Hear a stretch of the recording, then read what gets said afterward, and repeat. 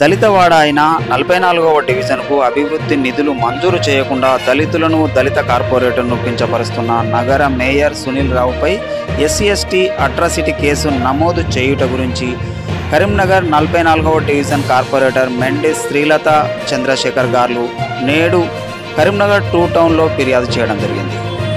నా పేరు మెండి శ్రీలత, నేను 44వ డివిజన్ కార్పొరేటర్ని. నేను ఎస్సీ రిజర్వేషన్ అయిన 44వ డివిజన్కు చెందిన 44వ డివిజన్కు నేను గత 15 సంవత్సరాలుగా ప్రాతినిధ్యం వహిస్తున్నాను. ప్రస్తుతం మేయర్గా ఉన్న వై సునీల్ రావు గారు నన్ను ఉద్దేశపూర్వకంగా నా వార్డుకు నిధులు కేటాయించకుండా దాటవేస్తున్నారు.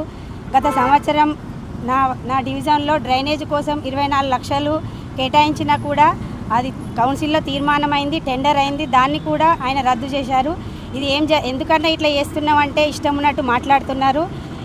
ప్రతి జనరల్ బాడీ మీటింగ్లో ఎస్సీ వార్డులకు 15% నిధులు ఇవ్వాలని రూల్ ఉన్నది. ఆ రూల్ను కూడా ఆయన పక్కదో పట్టించి నా డివిజన్కు నిధులు ఇవ్వకుండా జాప్యం చేస్తున్నారు. ఎందుకని అడిగితే ఇష్టం ఉన్నట్టు మాట్లాడుతున్నారు. గత సంవత్సరం నేను మేయర్ గారి దగ్గరికి పోయి అడిగితే ఎస్సీ కార్పొరేటర్ని కదన్నా మా ఎస్సీ డివిజన్కి నిధులు ఇస్తలేరు, ఎందుకన్నా అంటే ఎస్సీ రిజర్వేషన్ అయితే ఎస్సీ కార్పొరేటర్ అయితే నిధులు ఇవ్వాలని అమ్మ ఏమైనా రూల్ ఉందా అని ఇష్టం ఉన్నట్టు చెప్పరని మాటలు మాట్లాడుతున్నాడు. నన్ను నా కులాన్ని ఇష్టం ఉన్నట్టు దూషిస్తున్నాడు. లేడీ కార్పొరేటర్ అన్న మర్యాద కూడా ఇవ్వడం లేదు. కాబట్టి నేను ఈరోజు మేయర్ సునీల్ రావు మీద ఎస్సీ/ఎస్టీ అట్రాసిటీ కేసు పెట్టడం జరిగింది. దీన్ని ప్రజలు నా డివిజన్కు నిధులు కేటాయించకపోవడం వల్ల నా డివిజన్కు నేను ఏ సహాయము ఏ పనులు చేయలేకపోతున్నాను. కాబట్టి నేను మనస్తాపంతో ఈరోజు నేను కేసు పెట్టడం జరిగింది. దీనికి తగిన న్యాయం చేసి మేయర్ సునీల్ రావు మీద కేసు నమోదు చేసి నాకు న్యాయం చేయవలసిందిగా కోరుతున్నాను. గత 15 సంవత్సరాలుగా నేను నా భార్య 44వ డివిజన్, అప్పుడు 12, ఇప్పుడు 44వ డివిజన్లో కార్పొరేటర్గా కొనసాగుతున్నాం. గతంలో జనరల్ ఉండే, రిజర్వేషన్ ఉండే. నేను అప్పుడున్న మేయర్ల సహకారంతో అభివృద్ధి చేసుకున్నాను. గత 4.5 సంవత్సరాలుగా అహంకారంతో నా డివిజన్ ఎస్సీ రిజర్వేషన్ అయినప్పటికీ మేము చాలాసార్లు, నేను కానీ మా శ్రీమతి కానీ మా భార్య కానీ కార్పొరేటర్, మా వార్డు డివిజన్ ప్రజలం కానీ మేయర్ గారి దగ్గరికి చాలా సందర్భాల్లో పోవడం జరిగింది. అన్న మా డివిజన్లో వర్కులు పెట్టాలంటే మమ్మల్ని కించపరుస్తూ చులకనగా చూస్తూ నవ్వుకుంటూ దాటేసడం జరిగింది. ఎస్సీ డివిజన్ అయితే వర్కులు పెట్టాలని రూల్స్ ఏముందని అన్నాడు. అందుకే మా కులాన్ని, మా జాతిని, మమ్మలను కించపరచుడు కాబట్టి ఈరోజు మేము ఎస్సీ/ఎస్టీ అట్రాసిటీ కేసు నమోదు చేయడం అంటే పోలీస్ స్టేషన్లో ఫిర్యాదు చేయడం జరిగింది. నాకు కరీంనగర్ పోలీస్ యంత్రాంగం మీద నమ్మకం ఉన్నది. ఖచ్చితంగా మేయర్ గారిపై కేసు నమోదవుతాయని నమ్మకం ఉన్నది. ఇంకో విషయం, జనరల్ ఫండ్ కానీ, పట్టణ ప్రగతి కానీ, ఎల్ఆర్ఎస్ కానీ, 14th ఫైనాన్స్ కానీ, 15th ఫైనాన్స్ కానీ, ప్రతి వర్క్లో ఎస్సీ రిజర్వేషన్స్కు 15% కేటాయించాలి. నువ్వు ఎంత ఫండ్ అని పెట్టు. ఉదాహరణ ₹1,00,00,000 ఫండ్ ఇలా రిలీజ్ చేస్తే అందులో 15 లక్షల వరకు ఒక డివిజన్లో పెట్టాలి. అంటే పట్టణ ప్రగతి నుంచి 87 కోట్లు రిలీజ్ అయినాయి. 87 కోట్లల్లో 15% అంటే 15 కోట్లు ఎస్సీ రిజర్వేషన్ డివిజన్లో పెట్టాలి. అంటే నా డివిజన్కు 1,50,00,000 పెట్టాలి. ఇప్పటి వరకు నా డివిజన్లో వర్కే పెట్టలే. జనరల్ ఫండ్ ఇప్పుడు గంతెందుకండి, ఇప్పుడు రేపు మున్సిపల్ సమావేశం ఉన్నది, 100 కోట్ల నిధులు పెట్టిండు అన్ని డివిజన్లో. నా డివిజన్లో వర్కే లేదు. అంటే జనరల్ ఫండ్, ప్రతి general fund meeting, general body మీటింగ్లో ఎస్సీ డివిజన్కు 15% పెట్టాలి. మరి ఎందుకు పెడతాడు అంటే, రాజ్యాంగం రాసిన అంబేద్కర్ గారు ఎన్నో హక్కులు మాకు ఇచ్చిండు. ఆ హక్కులను మీరు కాలరాస్తున్నారు. మున్సిపల్ కార్పొరేషన్ మేయర్ అహంకారంతో హక్కులను కాలరాస్తుండు.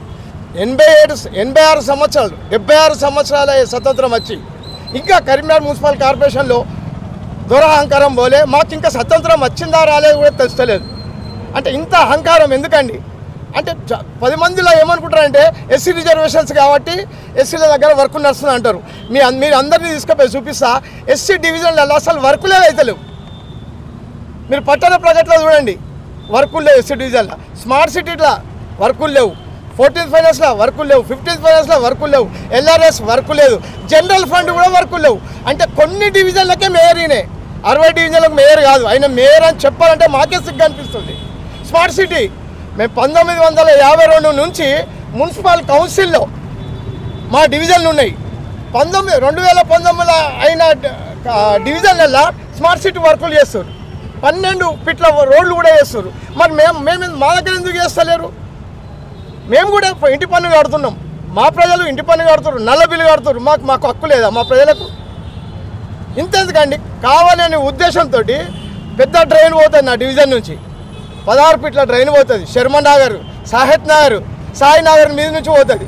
ఆ డ్రైన్ శీతల అవసరాలకు వచ్చింది 2000 అంటే కరోనా పీరియడ్ నుంచి ఎమ్మడి పడుతున్నా పరంగా లాస్ట్కు స్టాండింగ్ కౌన్సిల్లో తీర్మానం అయింది, టెండర్ అయింది కూడా ఉద్దేశపూర్వకంతో క్యాన్సిల్ చేసిండు.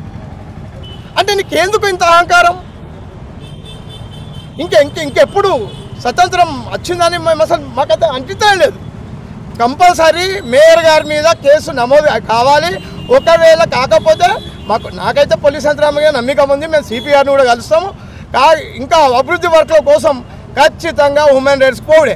మేయర్ గారు మమ్మల్ని కించపరిచిండు, మమ్మలను మా జాతిని ఎస్సీ డివిజన్లు కించపరిచిండు కాబట్టి పోతాం. ఇంకొకటి పట్టణ ప్రగతిలో 40% శ్మశాన వాటికలు, మార్కెట్ కమిటీలు, పార్కులకు పెట్టాలి. మరి చూడండి, స్మార్ట్ సిటీలో శ్మశాన వాటికలు, దళిత వాటిల శ్మశాన వాటికలో గడ్డి చెట్లు మోస్తున్నాయి. సంపన్నుల శ్మశాన వాటికలు కూడా ఎంత నీట్గా ఉన్నదో ఒక్కసారి మీరు రాండి చూపిస్తాం. అంటే దళిత వాడల శ్మశాన వాటికలకు డెవలప్ కావద్దు, పార్కులు డెవలప్ కాదు, పురా మార్గాలు డెవలప్ కాదు. మీకు నీ మోచేతి కింద నీళ్ళు తాగే కార్పొరేటర్లకే నువ్వు వర్కులు పెడుతున్నావు. రేపటి కౌన్సిల్లో కూడా రేపటి కౌన్సిల్లో కూడా మాకు అభివృద్ధి మీద పెట్టలేదు.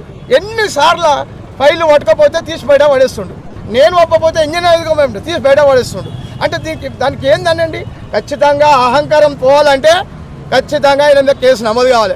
ఒకవేళ నమోదు కాకపోతే కరీంనగర్లో ఉన్న దళితులు అంతా తిరగబడతారు, దళితులు, మైనార్టీలు, ఎస్సీ, ఎస్టీ మైనార్టీలు తిరగబడతారు. ఖబర్దార్ మేయర్ గారు.